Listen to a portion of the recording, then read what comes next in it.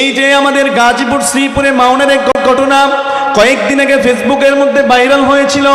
ওই যে আরিফুল, তার মা ক্যান্সার হওয়ার কারণে দুইটা পা কেটে ফেলা হয়েছে। আরিফুল এক কারখানার মধ্যে সে চাকরি করত। ওই যুবক আরিফুলের দিকে তাকাও, এ যুবক তোমাদের পাশেই গাজীপুর শ্রীপুরে আরিফুলের দিকে তাকাও, তাকাইলে দেখতে পারবা। ওই যুবক বলে আমি তার মুখ দিয়ে শুনেছি। ওই যুবক বলে আমি ছোট সময় থেকে আমার মাকে খুব ভালোবাসি, আমার মাকে খুব মহব্বত করি। আমার মা ক্যান্সারের কারণে দুইটা পা কাটা গেছে, তারপরও আমি আমার মাকে রেখে যাই নাই। আমার মার চিকিৎসা করানোর কারণে আমার এক সপ্তাহ সময় লেগে গেছে।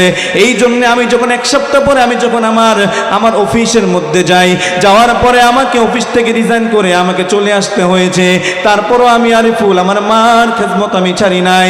আর আমার চাকরি চলে যাওয়ার কারণে আমার স্ত্রী আমার সন্তানকে নিয়ে তার বাপের বাড়িতে চলে গেছে।